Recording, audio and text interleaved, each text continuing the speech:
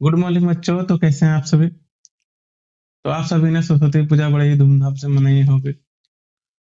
तो आप जानते हैं कि जैसे कि आपका 10 का फिजिक्स स्टार्ट हो चुका है, बहुत ही जल्द आपका मैथ का भी क्लास आने वाला है। तो एक दिन में 2 क्लास होगी आपकी, एक मैथ और एक फिजिक्स, एक सुबह में और एक शाम में। तो पिछली क्लास में हमने परावर्तन और प्रकाश के बारे में पढ़ लिया था। यहाँ पर परावर्तन और उसके नियम जानने वाले हैं। तो प्रकाश का परावर्तन किसे कहते हैं? तो कहता है प्रकाश की किरणें किसी परावर्तक सतह से टकराकर जब अपना माध्यम बिना बदले फिर से अपने ही माध्यम में लौट जाती है, तो उस घटना को प्रकाश का क्या कहेंगे? परावर्तन। जैसे यहाँ देख सकते हैं कि मान लीजिए इधर आपका हवा है, उधर पानी, और ये आपका कोई परावर्तक सतह। परावर्तक सतह में सिर्फ शीशा ही नहीं हो सकता, आपका दीवार भी क्या है? परावर्तक सतह। तो यहाँ से जब प्रकाश चला, यहाँ से टकरा कर पुनः क्या हो गया? हवा वाला माध्यम में लौट गया। इधर हवा था, इधर पानी था, तो माध्यम नहीं बदला। तो वही परिभाषा में बोला गया है कि जब प्रकाश की किरणें किसी परावर्तक सतह से टकराकर पुनः अपने ही माध्यम में लौट जाती है, इस घटना को क्या कहते हैं? प्रकाश का परावर्तन।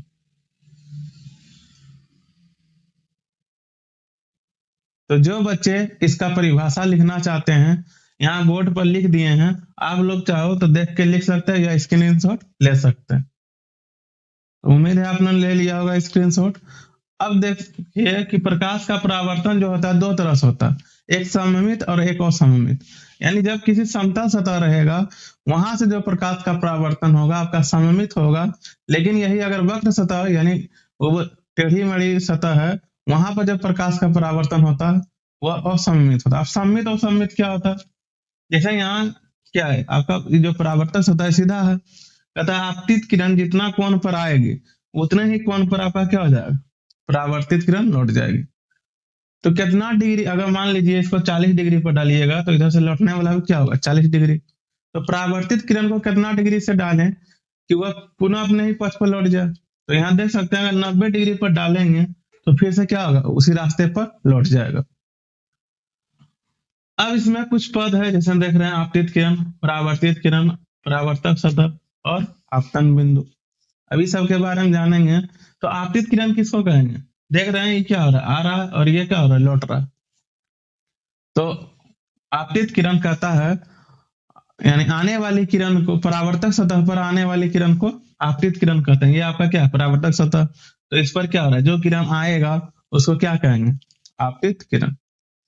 और परावर्तित किरण यानी परावर्तक सतह से लौटने वाली किरण को परावर्तित किरण कहते हैं।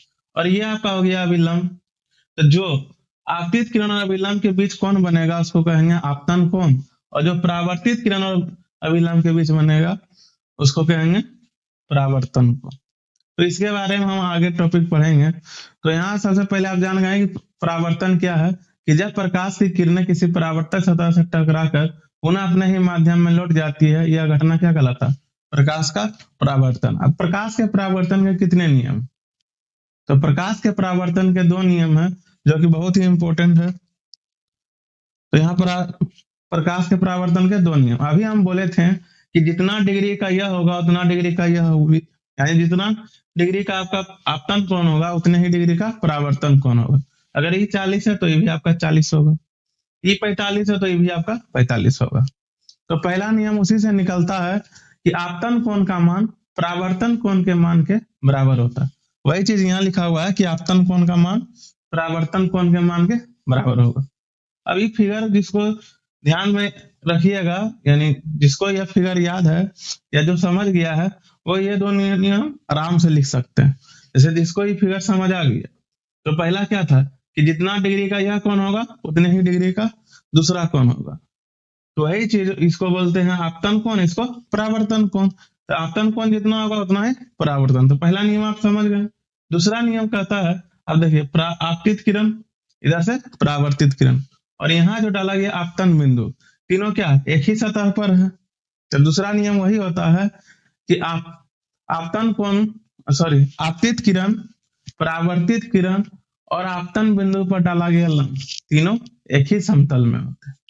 उम्मीद है आप यहाँ तक समझ गए होंगे कि परावर्तन क्या है और परावर्तन के कितने नियम। अब हम जो पढ़ेंगे यानी परावर्तन के विभिन्न पद।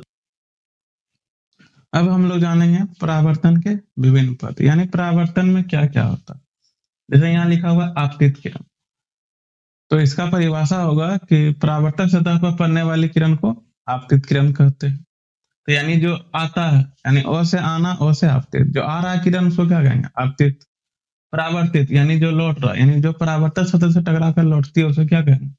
परावर्तित किरण। अब आता है परावर्तक सतह, वैसा सतह जो प्रकाश की किरणों को क्या कर दे? परावर्तित कर दे, उसे कहेंगे परावर्तक सतह। और आपतन बिंदु, अब देख सकते हैं कि परावर्तित किरण और आपतित किरण और परावर्तित किरण जिस बिंदु पर मिल रहा है उसको क्या कहेंगे? आपतन कोण। और एक है आपतन कोण और परावर्तन कोण। यहाँ बच्चे अक्सर कंफ्यूज होते हैं, तो कंफ्यूज होने वाली कोई बात नहीं। जो कोण बोले उसको तो लेंगे, साथ में अभिलंब रहेगा। जैसे आपतन कोण बोले तो आपतित किरण और अभिलंब के बीच बनने वाले कोण को आपतन कोण कहेंगे। अगर परावर्तन कोण बोले तो परावर्तित किरण और अभिलंब के बीच बनने वाले कोण को परावर्तन कोण कहेंगे। तो जो कोण बोले वो किरण लेना है और उसके साथ अभिलंब रहेगा। तो यहाँ सबका परिभाषा लिख दिए हैं, जो बच्चे लिखना चाहें स्क्रीनशॉट ले सकते हैं। अब इसमें एक नहीं लिखा है अभिलंब, तो अभिलंब आप लोग लिख लीजिएगा कि आपतन बिंदु पर डाला गया लंब अभिलंब कहलाता है। उम्मीद है आप लोग यहाँ तक समझ गए होंगे। तो नेक्स्ट क्लास जो हमारा होने होगा वो आपका होगा दर्पण और उसके प्रकार।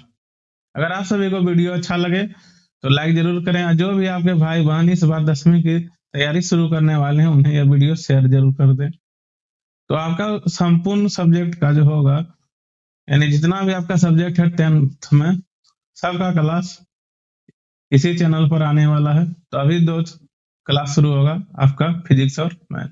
तो मिलते हैं नेक्स्ट वीडियो में।